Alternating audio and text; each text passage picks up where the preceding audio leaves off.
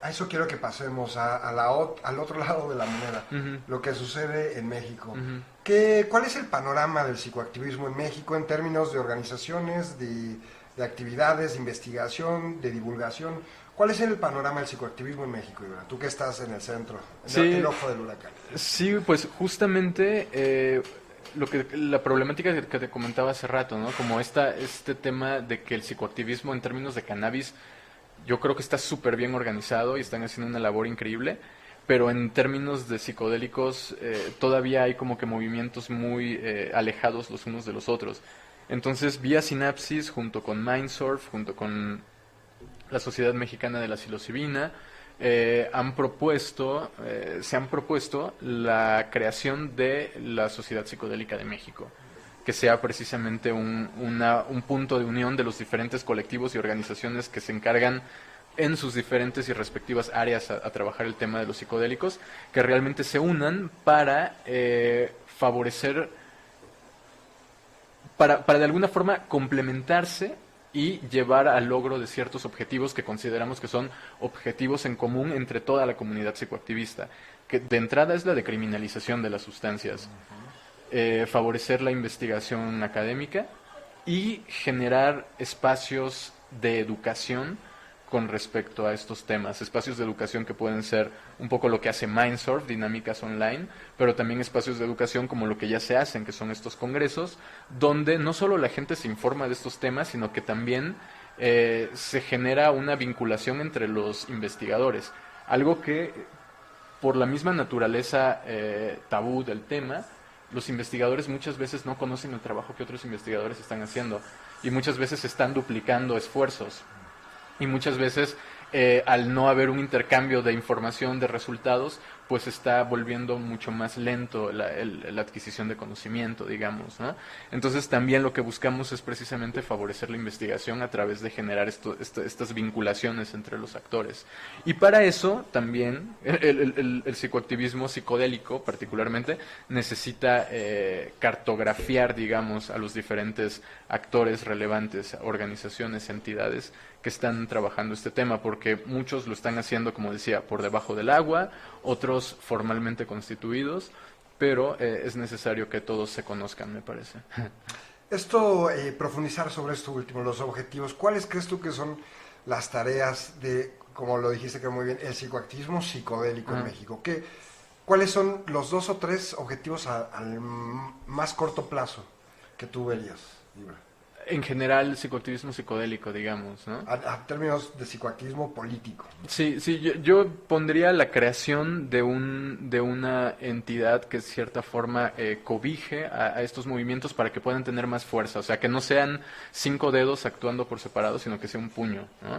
Entonces, de esta manera pueden complementarse, digamos, las diferentes habilidades y fortalezas que cada uno de esos movimientos pueda tener y de esa manera actuar en conjunto, porque hasta este momento somos varios colectivos y organizaciones y todos nos conocemos y todos sabemos más o menos qué proyectos están haciendo los otros, pero no estamos, digamos, trabajando de una manera en la que realmente podamos tangibilizar, digamos, estos resultados deseados a un corto plazo. Por eso, la Sociedad Psicodélica de México, a mi parecer, es algo que se tiene que lograr y de hecho ya estamos en charlas con el Comité Internacional de Sociedades Psicodélicas, Okay. que son representantes de Primicia. todo el mundo. Sí, sí. Ok, Ibra.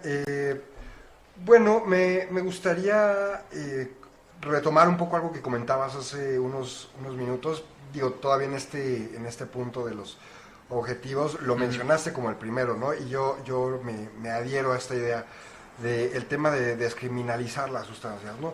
Habemos quienes estamos a favor de la reforma a la política de drogas de manera integral, más allá del cannabis. ujú, Creemos que habemos quienes pensamos que debe haber una reforma integral que toque a todas las drogas y a veces suena muy complejo, si de por sí con el cannabis ha sido tan difícil, ujú, ¿no?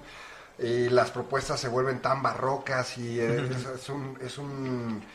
un tema muy complejo y pareciera que pudiera ser más cuando se habla de drogas que son menos conocidas, que las entendemos menos socialmente, etcétera. ujú. Pero yo lo que digo es algo que tú comentabas hace un momento. Hay una forma muy sencilla de hacer una reforma eh, sustancial que sería la descriminalización a través de eliminar la posesión como un delito, Ujú. ¿no? Que la persona pueda poseer su sustancia y no sea un delito de Ujú. cualquier droga fiscalizada. Claro. Después podemos rompernos un poco la cabeza de si se pueden establecer cantidades a partir de las cuales ya no la persona puede ser usuaria o no, porque eso es un problema en la aplicación de la ley. Totalmente, en una totalmente. sociedad. Y la puede la puede volver torcible. No sé, Sí, no sí. sé qué En palabra un usar. sistema impune. Claro, corrupto, claro, peor, claro, sí. claro, claro. Sí, sí, sí. O sea, el tema, o sea, es tan fácil como agregarte un gramo más de lo que Exacto, sea exacto. que sea la cantidad límite y a partir de eso extorsionarte. De acuerdo. Entonces sí, o sea,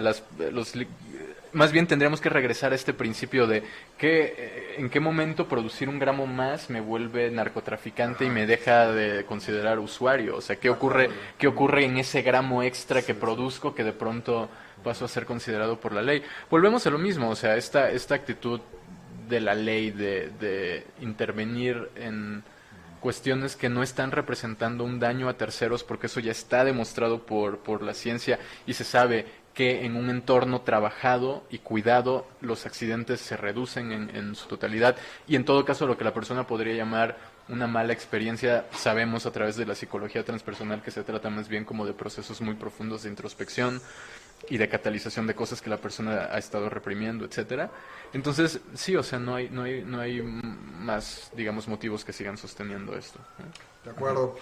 Y ahora, para cerrar esta parte, Ujú. preguntarte, ¿cuál dirías tú que es la sustancia que viene después del cannabis como la próxima sustancia que va a salir del cajón de la prohibición en México y o en el mundo?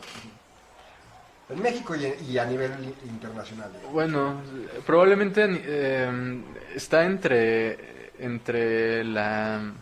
Bueno, es que ya hay tratamientos de ketamina, por ejemplo, ¿no? O sea, ya están en desarrollo, pero yo creo principalmente que está entre el MDMA y la psilocibina. Sí, de La acuerdo. MDMA en Estados Unidos y la psilocibina, si se hace bien el trabajo colectivo, yo creo que se puede replicar a varios países y en esas estamos. De acuerdo, yo también creo que va por ahí. Posiblemente la psilocibina viene Ujú. empujando fuerte. Sí, Y bueno, Ibra, vamos a cerrar solamente y por último tener esta actividad nueva que tenemos al margen de lo privado, que es dale. escogemos 5 tweets que se publicaron en la semana y que me parecen interesantes para platicarlos Va. y tú me dices qué te parece. ¿Te late? Sí, dale, dale. Mira, a ver, déjame, aquí los tengo guardados. Bueno, el primero es este de MAPS, que es esta organización estadounidense, ya hemos hablado de ella, la Asociación Multidisciplinaria de Estudios Psicodélicos, Ujú. ¿no? Que tienen y pues posiblemente el trabajo más profundo desde la sociedad civil al respecto Ujú. de terapia con psicodélicos y psiconáutica. Y bueno, es muy interesante porque ellos hablan en este tweet de una portada la última portada de la revista del The Washington Post. Es una revista que les recomiendo la vean, no podemos, bueno, no mandé la imagen, no la podemos ver, pero está disponible en internet, mira, yo te la comparto. Y es una imagen en la que y se retoma el tema, algo que hemos platicado mucho, de la medicina psicodélica. Y este tweet de Maps lo que dice es que esta portada del Washington Post Magazine evidencia que está convirtiéndose en un tema mainstream y hemos Ujú. platicado hoy al respecto mucho Ujú, de eso, ¿no? ujú. ¿Qué te parece, Iván? ¿Coincides con Maps? Sí. Sí, sí, sí, y eso es como decíamos un arma de doble filo, o sea, por un lado sí está volviendo visible el tema de la medicina psicodélica, pero por otro lado te hace cuestionarte cuáles son que si realmente los sectores que necesitan esa medicina van a ser los que resulten beneficiados. Y eso no lo mencioné antes, pero también debería haber estado en los objetivos que mencioné del psicoactivismo, porque sí, o sea, si estas sustancias no están llegando a la gente que realmente tiene la depresión o la ansiedad, solamente está convirtiéndose en una medicina elitista.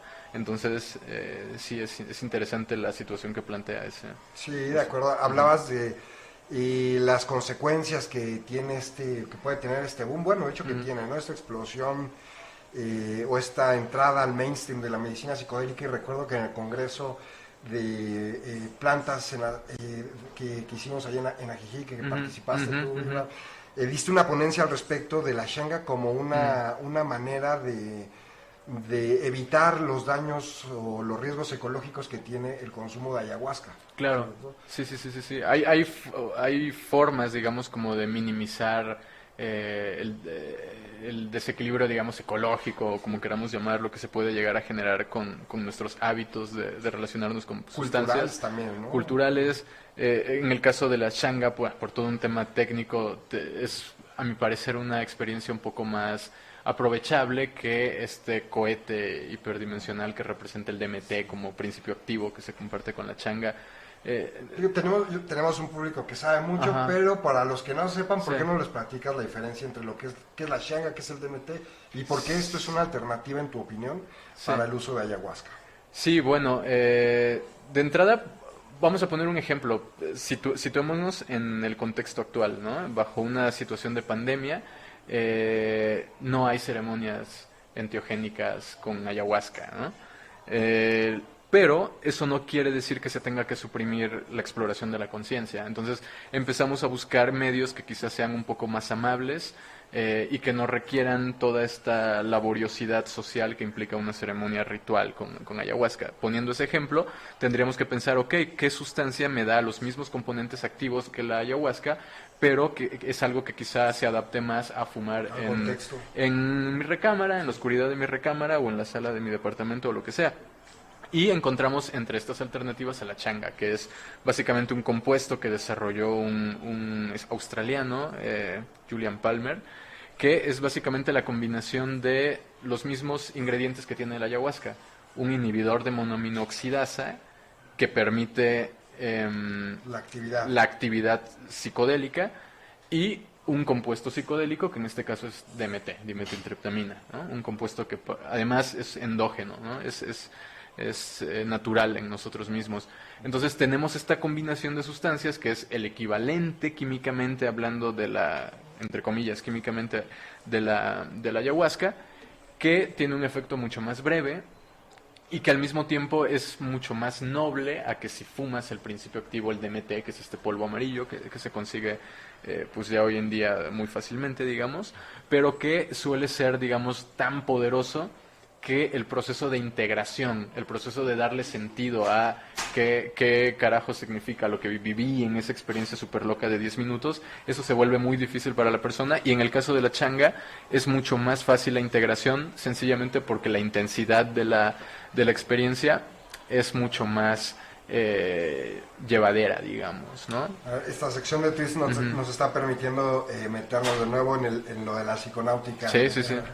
El segundo tweet es este, que es de la organización Acción Técnica Social, que es una organización dedicada a temas de política de drogas en Colombia. Y ellos ponen es un comunicado de la Casa Blanca de Estados Unidos, y dice: según Los Angeles Times, la Casa Blanca reconoció que en el 2019 murieron 86 personas por sobredosis de cocaína en Estados Unidos. 86 personas nada más. Y en cambio, dice, en México y Colombia mueren alrededor de 12,000 al año por la guerra contra el narco. Y siguen haciéndonos pensar que el problema es la sustancia y no la prohibición. Y yo estoy muy de acuerdo con lo que dice Acción Técnica Social, ¿no? Yo dudo un poquito del dato de los 12,000 muertos por la guerra contra las drogas, porque creo que en México y en Colombia son muy distintos los números, y creo que no sabe muy bien cómo es en México, pero el principio del tuit me parece que es completamente correcto, ¿no? Lo que sí es seguro es que se cuentan por miles los muertos que mueren en manos de la prohibición, y mira, el país que más cocaína consume en el mundo, que es Estados Unidos, claro. 86 muertos en un año es la verdad. Y pues digo, toda muerte es lamentable, pero es poco, ¿no? Y esto nos lleva a pensar que, pues, en efecto, la prohibición es el problema, ¿no? ¿Piensas así? Exacto. La prohibición genera un mercado negro, y ese, aunque sea un mercado oculto, se sigue rigiendo por oferta y demanda. Entonces, o sea, en principio es como muy obvio, ¿no? que es por el tema de la prohibición, pero todos estos constructos sociales, esta idea de los tabús y de drogarse y de alucinar, todo este imaginario tonto que se ha hecho por la carencia de tener un lenguaje correcto para hablar de las plantas y de las experiencias inducidas por las plantas, ha generado que sostengamos una prohibición que ahí están los resultados. Entonces, El problema es la prohibición y el mercado negro que se deriva de la prohibición, no la sustancia, ¿no? O sea, realmente toda sustancia bajo los criterios de reducción y riesgos y daños no tendrían por qué generar problemas, ¿no? Sí, sí, conociendo la dosis, conociendo la sustancia, teniendo la información. No, y perdón, o sea, es el caso de Portugal, Sí, ¿no? O sea, legalización desde el 2001, 2002 me parece, tiene